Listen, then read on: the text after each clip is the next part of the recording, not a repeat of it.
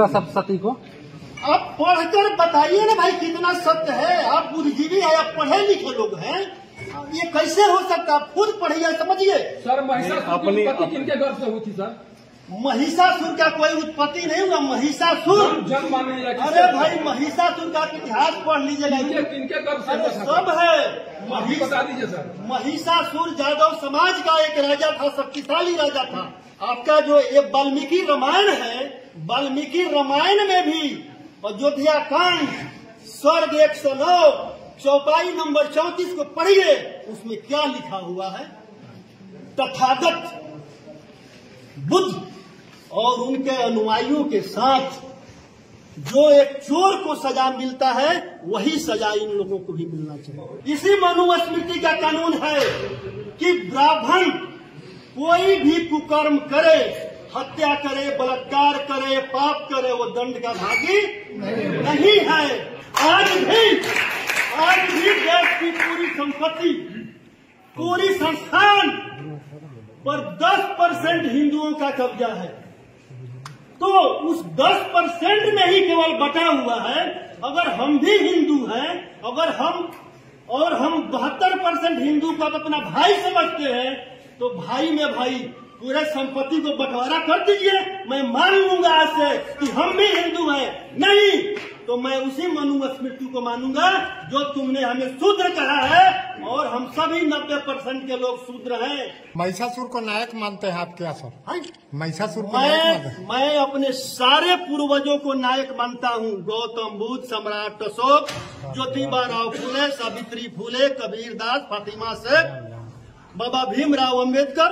अरे भाई आपने सावित्री बाई फुले के साथ आपने मतलब क्या किया? आपने क्या किया? जब वो पढ़ाने घर से निकलती थी तो आप गोबर और पत्थर फेंकने का काम किए। तो कौन लोग थे? और आज जो सत्ता में बैठे मनुवादी लोग हैं, वो कहते हैं कि भारत का मुसलमान हमारा दुश्मन है, हिंदू सब एक हो जाओ। अरे भाई मैं पूछना चाहता हूँ कि हम 72% हिंदू हैं, हम 72% ओबीसी SC ST के हिंदू हैं। हमारे 72% के लोगों पर गोबर और पत्थर फेंकने वाला कौन था? वो 10% का हिंदू था या मुसलमान था? उन्होंने बाबा भीमराव अम्बेडकर को भी तो नहीं मतलब कि पढ़ने दिया, जबरदस्ती पढ़े। क्या ब्रिटिश गवर्नमेंट शूद्रों को और महिलाओं को शिक्षा प्राप्त करने का अधिकार 1800 ईस्वी में अगर नहीं दिया होता, तो क्या बाबा भीमराव अम्बेडकर को मनुवादी ने पढ़ने दिया था? इतना ही नहीं, बाबा भीमराव अम्बेडकर संविधान सभा में न जाए, उनको संविधान सभा से रोक दिया जाए, उनको उत्तर प्रदेश से हरा देने का काम किया। तो बाबा भीमराव अम्बेडकर को संविधान सभा में भेजने का काम किसने किया? वेस्ट बंगाल का मुसलमानों ने बाबा भीमराव अम्बेडकर को संविधान सभा में भेजने का काम किया। आप बताइए कि मुसलमान ने कब हमारे साथ दुश्मनी किया और कब हमारा साथ नहीं दिया है? आपका वाल्मीकि रामायण ही दर्शाता है कि पहले राम कि पहले बुद्ध। अगर पहले राम होते तो वाल्मीकि रामायण में बुद्ध का जिक्र नहीं है। आप मानते हैं कि बुद्ध जो है, गौतम बुद्ध हैं, उनके बाद राम आए हैं? अरे भाई आप वाल्मीकि रामायण तो पढ़िए, अयोध्या कांड तो पढ़िए, स्वर्ग 109 पढ़िए, चौपाई 34 पढ़िए। तो आज देश में जो चल रहा है मनुस्मृति लागू करने का, अगर 24 में मनुवादी सरकार आ गया तो मनुस्मृति लागू हो जाएगा, और उस मनुस्मृति में शूद्रों और महिलाओं को शिक्षा प्राप्त करने का कोई अधिकार नहीं है। कहाँ रहेंगे ओबीसी SC ST के लोग? वही ब्रिटिश गवर्नमेंट ने एक कानून लाया कि ब्राह्मण को जज नहीं बनने दिया जाएगा, क्योंकि ब्राह्मणों में न्यायिक चरित्र नहीं है। आज भी देश की पूरी संपत्ति, पूरी संस्थान पर 10% हिंदुओं का कब्जा है। तो उस 10% में ही केवल बटा हुआ है। अगर हम भी हिंदू हैं, अगर हम 72% हिंदू को अपना भाई समझते हैं, तो भाई में भाई पूरे संपत्ति को बंटवारा कर दीजिए। मैं मान लूंगा आज से कि हम भी हिंदू हैं। नहीं तो मैं उसी मनुस्मृति को मानूंगा जो तुमने हमें शूद्र कहा है, और हम सभी 90% के लोग शूद्र हैं। जो अपने आप को हिंदू कहते हैं वो भी समझ लें कि मनुस्मृति के अनुसार, और जो आज देश में जो चल रहा है मनुस्मृति लागू करने का, अगर 24 में मनुवादी सरकार आ गया तो मनुस्मृति लागू हो जाएगा और उस मनुस्मृति में शूद्रों और महिलाओं को शिक्षा प्राप्त करने का कोई अधिकार नहीं है। कहाँ रहेंगे ओबीसी SC ST के लोग? यही नहीं, मैंने महिलाओं पर भी रिसर्च किया है। अगर महिलाओं के लिए इन लोगों के दिल में इतना ही सम्मान था तो इन लोगों ने जब यूरेशिया से आया तो आते ही भारतवर्ष के मूल निवासियों पर इतना आतंक मचाया और ये लोग डायरेक्ट हरा नहीं सका तो छल से कपट से हराने का काम किया, हत्या करने का काम किया। वही नहीं, सुनिए पहले, इसी मनुस्मृति का कानून है कि ब्राह्मण कोई भी कुकर्म करे, हत्या करे, बलात्कार करे, पाप करे, वो दंड का भागी नहीं है।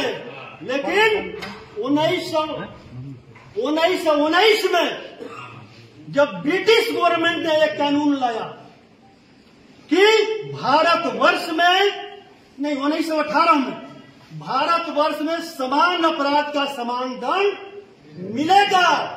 और 1919 में जब यहाँ पर जब वही ब्रिटिश गवर्नमेंट ने एक कानून लाया कि ब्राह्मण को जज नहीं बनने दिया जाएगा क्योंकि ब्राह्मणों में न्यायिक चरित्र नहीं है। आज देख लीजिए देश में क्या हो रहा है। मनु जो आपके हाथ में है इसको आप मानते हैं कि नहीं? दुर्गा सप्तशती को आप पढ़कर बताइए ना भाई कितना सत्य है। आप बुद्धिजीवी है, आप पढ़े लिखे लोग हैं, ये कैसे हो सकता है? आप खुद पढ़िए, समझिए। सर महिषासुर की उत्पत्ति किनके गर्भ से हुई थी सर? महिषासुर का कोई उत्पत्ति नहीं हुआ। महिषासुर जन्म माने लगे। अरे भाई महिषासुर का इतिहास पढ़ लीजिएगा, किनके गर्भ से? अरे सब है। बता दीजिए सर। महिषासुर यादव समाज का एक राजा था, शक्तिशाली राजा था। उतना ही नहीं, अरे आपका जो ये वाल्मीकि रामायण है, वाल्मीकि रामायण में भी अयोध्या कांड सर्ग 109 चौपाई नंबर 34 को पढ़िए, उसमें क्या लिखा हुआ है। तथागत बुद्ध और उनके अनुयायियों के साथ जो एक चोर को सजा मिलता है वही सजा इन लोगों को भी मिलना चाहिए। तो मैं पूछना चाहता हूं, आपका वाल्मीकि रामायण ही दर्शाता है कि पहले राम कि पहले बुद्ध?